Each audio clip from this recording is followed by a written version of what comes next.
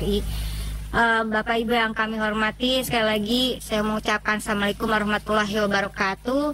Salam sejahtera untuk kita semua. Om Swastiastu, Namo Buddhaya, salam kebajikan, rahayu.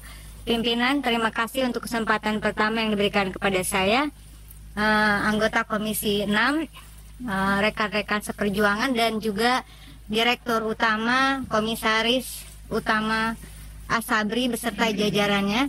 Saya izin cerita sedikit, pimpinan, karena ini adalah perjalanan yang panjang bagi saya untuk mengungkap persoalan yang ada di Asabri sejak pertama saya masuk DPR RI di periode pertama saya 2009.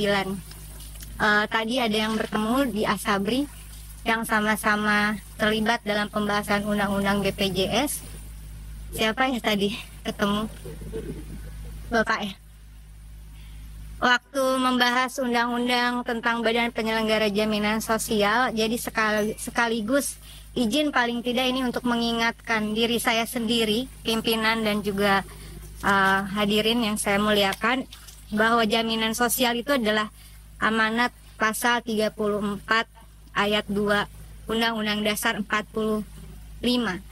Negara mengembangkan sistem jaminan sosial bagi seluruh rakyat dan memberdayakan masyarakat yang lemah dan tidak mampu sesuai dengan martabat kemanusiaan. Oleh karena itu lahirlah Undang-Undang Nomor 40 Tahun 2000 tentang Sistem Jaminan Sosial Nasional, dan waktu itu karena tenggat waktu yang diamanatkan undang-undang telah habis 5 tahun, maka dibutuhkan terobosan hadirnya undang-undang baru, yaitu Undang-Undang Nomor 24 2011 tentang BPJS. Begitu ya Pak ya. Sehingga jaminan sosial ini kemudian dibagi dua, jaminan kesehatan dan jaminan ketenagakerjaan yang meliputi kecelakaan kerja, pensiun, hari tua, dan kematian. Saya kebetulan pengusung dan diberi amanah berada dalam pansus Undang-Undang BPJS.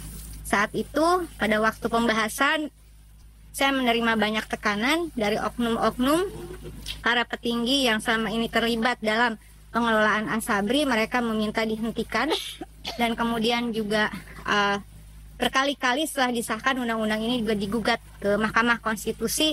Namun MK dalam putusan nomor 007 PUU 3 Romawi 2005 dan nomor 98 PUU 15 Romawi 2017, tafsiran konstitusionalnya menetapkan bahwa wajib ada jaminan sosial bagi seluruh rakyat. Dan kemudian peraturan turunan terkait Asabri adalah tadi sudah disampaikan PP 54 2020 yang merupakan perubahan tambahan, ada beberapa tambahan pasal dari PP 102 2015 tentang asuransi sosial prajurit TNI, anggota Kepolisian Negara, ASN di Kemenhan dan Polri, begitu ya Pak ya.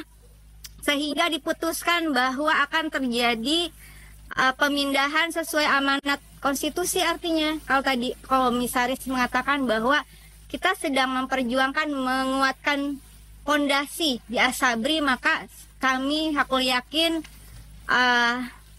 direksi yang baru termasuk komisaris pijakannya sama dengan kita, amanat konstitusi dan seluruh peraturan perundang-undangan yang ada, sehingga perbaikan tata kelola Asabri ini tidak terlepas dari menjalankan amanah konstitusi tersebut. Sehingga kemudian apa yang dilakukan ke depan Bapak Ibu, pasal 57A di PP 54 2020 mengatakan ayat 1-nya, pengelolaan program asuransi sosial sebagaimana dimaksud dalam pasal 2 dialihkan ke BPJS Ketenaga Kerjaan paling lambat 2029.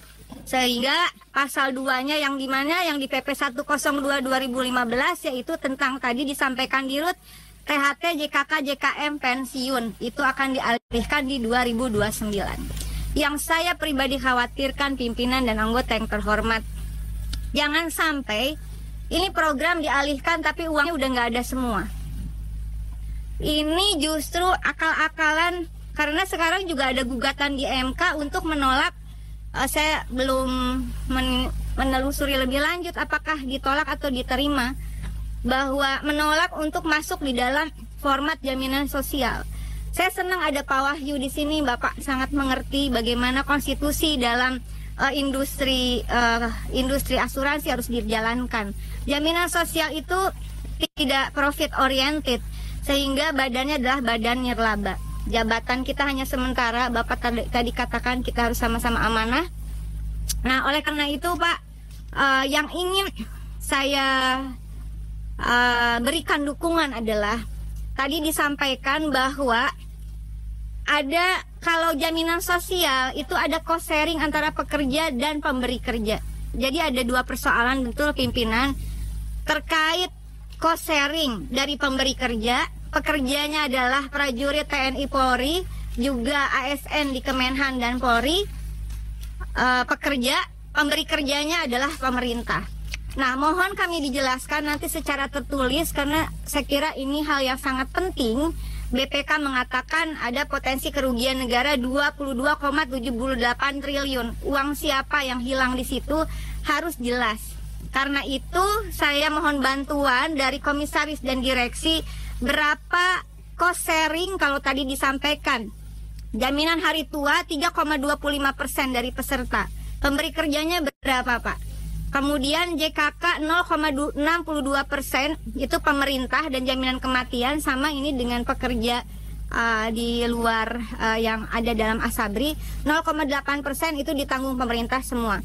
Ada JHT 3,25% ditanggung peserta, jaminan pensiunnya 4,75% ini ditanggung peserta, Pak. Dipotong dari gaji mereka prajurit yang di lapangan itu TNI Polri bertahun-tahun, jangan sampai uangnya hilang, Pak. Saya akan tetap pada posisi seperti saya, dalam tanda kutip diancam untuk berhenti memperjuangkan BPJS dengan alasan ada kepentingan tertentu di dalam TNI Polri yang tidak bisa diganggu-gugat. Saya mengatakan keberpihakan saya pada prajurit TNI Polri yang di lapangan. Itu harus sama-sama kita perjuangkan. Nah, tolong kami diberitahu berapa cost sharing pemerintah sebagai pemberi kerja. Berapa tahun cost sharing itu? Tadi mungkin yang disebut dengan UPSL ya Pak ya. Berapa yang harusnya dibayarkan oleh pemerintah sebagai kewajiban pemberi kerja? Beri angka yang pasti dari, saya tidak tahu hitungannya apakah sejak Undang-Undang BPJS dikeluarkan, karena berarti jaminan sosialnya berbeda. Jaminan pensiunnya menganut sistem SPay as you go begitu, sehingga ini ada hitungan. Saya bukan ahli keuangan, tetapi saya kira Pak Wahyu ini udah pengalaman ada di 5 BUMN, Pak. Tolong dibantu berapa hitungan yang harusnya diberikan oleh pemberi kerja, karena itu menjadi penting untuk membantu menyehatkan keuangan Asabri. Jangan sampai selama ini yang dibayarkan pensiun dan kemudian ada jaminan hari tua itu hanya dari potongan gaji pekerjanya. Di mana yang kewajiban pemerintahnya? Atau bisa terjadi sebaliknya seperti di Taspen. Catatan sebelum lanjut, mohon diagendakan juga pimpinan Taspen, karena indikasinya juga jangan-jangan uangnya hilang. Nah, Taspen ini, kalau dulu saya lihat di websitenya 2009 mengatakan bahwa sejak 2009 jaminan pensiunnya PNS itu ditanggung 100% dari APBN. Pertanyaannya, di mana uang potongan gaji PNS? Pertanyaan yang sama buat saya ke Asabri. Apa yang sesungguhnya terjadi di Asabri? Bapak orang lama Asabri, kita buka-bukaan, Pak. Saya senang hanya di zamannya Pak Jokowi akhirnya bisa dibuka kasus sebesar ini. Ini 3 periode saya di DPR, Pak. Setengah mati saya supaya kasus ini bisa diungkap, karena ini penting. Jadi penyelesaiannya bukan bagaimana negara menyuntikkan dana saja. 14 triliun, ini gampang banget. Nanti setiap ada kasus kayak gini, ya udah suntik lagi.